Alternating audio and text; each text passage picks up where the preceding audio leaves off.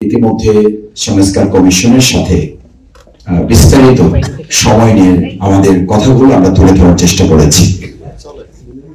সেই প্রস্তাবনার মধ্যে যে বিষয়গুলো আলোচনা হয়েছে সেগুলো আজকে এখানে বেশ কিছু বিষয় আজকে দেখতে পেয়ে আমার ভালো লাগছে যে আমাদের চিন্তার মধ্যে অনেক বিষয় ইতিমধ্যে একটা ব্রিজ তৈরি হয়েছে এবং আমি বিশ্বাস করি খুব কম সময়ের মধ্যে আমরা আরো বড় সেতু বন্ধনের জায়গায় জাতিকে ঐক্যবদ্ধভাবে এক জায়গায় বিনির্মাণ করতে সক্ষম হব ইনশাআল্লাহ। দ্বিতীয় হচ্ছে সংবিধান প্রসঙ্গে একটা কথা আমরা ছাত্র জীবনে খুব আলোচনা করতাম রাজনীতিতে, যে সুতা ঘুড়ি উড়ায় নাকি ঘুড়ি সুতা উড়ায়। তো আমাদের শিক্ষক তখন বলতেন যে আসলে সুতাও ঘুড়ি উড়ায় না আর ঘুড়িও সুতা উড়ায় না, মূলত হচ্ছে সুতা যদি ঘুড়িকে অস্বীকার করে তাহলে ঘুড়ির অস্তিত্ব থাকে না, ঘুড়ি যদি সুতাকে অস্বীকার করে তাহলে ঘুড়ি ওড়ার ক্ষমতা রাখে না। সংবিধান এবং জনগণের সাথে সম্পর্কটা হচ্ছে এরকম যে সুতা এবং ঘুড়ির মতো প্রত্যেকের অস্তিত্বের সাথে এটা একাকার এবং বিলীন হয়ে থাকে।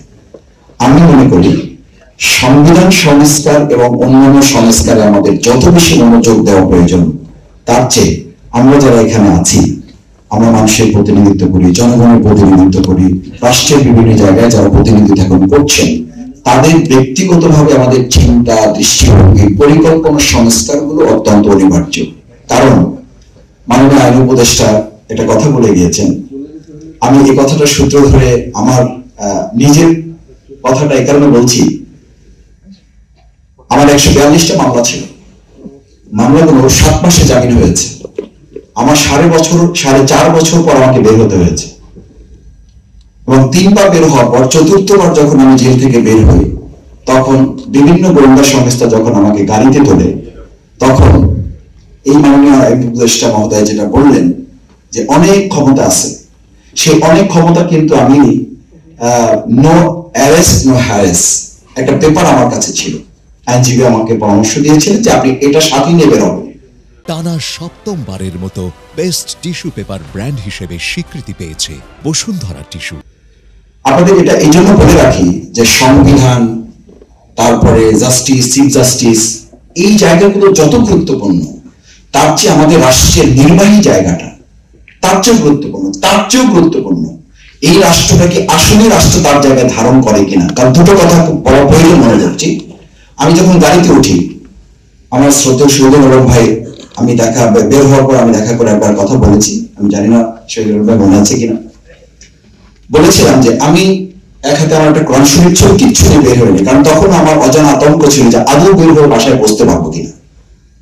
এক হাতে শুধুমাত্র একটা কোরআন শরীফ নিয়েছি যেটা আমি ওখানে পড়াশোনা করেছি, আন্ডারলাইন করেছি, রিমার্ক করেছি, আর এক হাতে আমার সেই নো অ্যারেস্ট নো হ্যারেসের পেপারটা ছিল। আমি একবার জেল গেট থেকে বের হতে পারিনি, অর্থাৎ 4th টাইম যখন আমি বের হচ্ছি, 3 টাইম তো আমাকে নিয়ে গেছে এবং 4th টাইম যখন বের হচ্ছি তাও আমার শ্বশুর ইন্তেকাল করেছেন, ডেথ সার্টিফিকেট দিয়ে তারপর আমাকে বের হতে হয়েছে। এবং বের হওয়ার সময় তারা আমাকে গাড়ি তুলছে, সমস্ত এজেন্সি লোকেরা গাড়ি তুলে চোখ বেঁধেছে। আমি এটা রাষ্ট্রের কাছে এই জন্য বলছি, এখানে রাষ্ট্রের মানুষেরা আছেন, আপনারা গুরুত্বপূর্ণ ব্যক্তিবর্গ আছেন, যে সংবিধান কত গুরুত্বপূর্ণ, আমাদের আইন অঙ্গন কত গুরুত্বপূর্ণ। আমার কাছে যখন নো অ্যারেস্ট নো হ্যারেসের পেপারটা আছে, আমি ওদেরকে চোখ বাঁধার সাথে সাথে আমি বললাম যে ভাই আমি তো জামিনে বের হয়েছি, আমাকে এখন চোখ বাঁধবেন কেন, কোন মামলা থাকলে নিয়ে চলো। আমি বললাম যে আমার কাছে একটা পেপার আছে, একটু যদি দেখেন।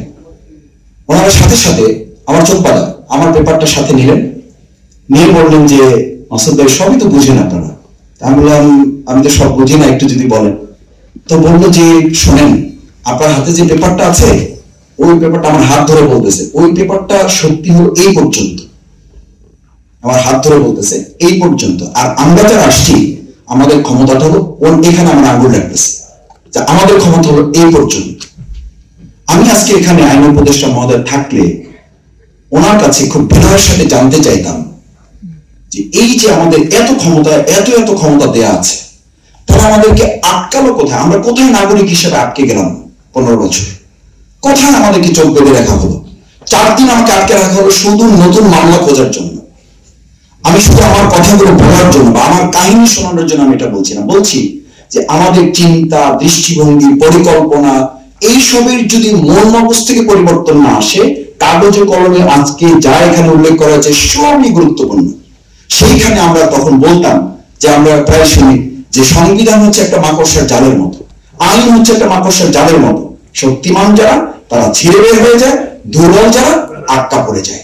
আমাদের কিন্তু 17 বছর সেই দুর্বল মানুষ হিসাবে সেখানে আটকে রাখা হয়েছে, আমরা তো বেরোতে পারিনি। সবাই ছিল নো অ্যারেস্ট নো হ্যারাসমেন্ট ছিল হাইকোর্টের পেপার, আমি দেখালাম তাকে, বলে যে ওটাই পর্যন্ত, আমাদের ক্ষমতা এই পর্যন্ত।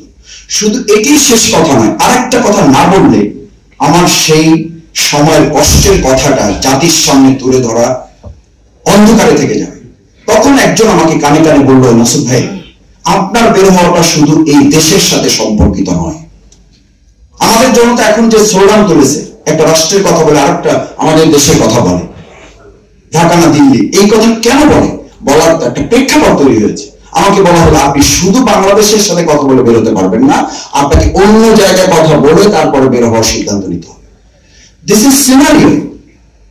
এই জায়গাগুলো কিন্তু আমরা অতিক্রম করে এসেছি।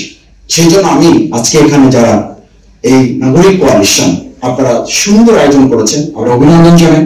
এবং এই বিষয়গুলো নিয়ে আমরা আমাদের দলেও আলোচনা হবে, আমরা এগুলো দেখবো, বিবেচনা করবো, আপনাদের সাথেও কথা বলবো। এবং আশা করি আপনারা আজকে যেভাবে আমাদেরকে এখানে আসার জন্য সুযোগ করে দিয়েছেন, আপনাদের সাথে ভবিষ্যতে একসাথে কাজ করার সুযোগ করে দিলে আমরা আরো অনেক দূর এগিয়ে যেতে পারবো, সেই প্রত্যাশা ব্যক্ত করে আমি শুধু একটা কথা বলবো, এইটুকু যে আসুন আমরা আমাদের মন মগজের সংস্কারের জন্য আমরা যারা একাডেমিশিয়ান আছি, আমরা যারা পলিটিশিয়ান আছি, জনগণের ক্ষুদ্র কর্মী হিসেবে যারা কাজ করি, তারা তাদের জায়গা থেকে যদি বৃহত্তর ঐক্যের চিন্তা লালন করতে পারি, তাহলে গতকাল রাতের যে সিনারিও আমাদের দেশের মানুষের সামনে এসেছে, আওয়ামী লীগের মতো একটি দলকে নিষিদ্ধ করার জায়গায় আমরা যেমন পৌঁছতে পেরেছি, ভবিষ্যতেও জনগণের সমস্ত ন্যায্য অধিকার প্রতিষ্ঠার ক্ষেত্রে আমরা ভূমিকা পালন করতে পারবো। এবং সেক্ষেত্রে নাগরিক কোয়ালিশনের এই সুন্দর প্রস্তাবনাগুলো আগামী দিনে জাতীয় ঐক্য নির্মাণে সুন্দর ভূমিকা পালন করবে, সেই প্রত্যাশা ব্যক্ত করে সবাইকে ধন্যবাদ জানিয়ে আমার কথা শেষ করছি। আল্লাহ হাফেজ। আসসালামু আলাইকুম ওয়া রাহমাতুল্লাহ।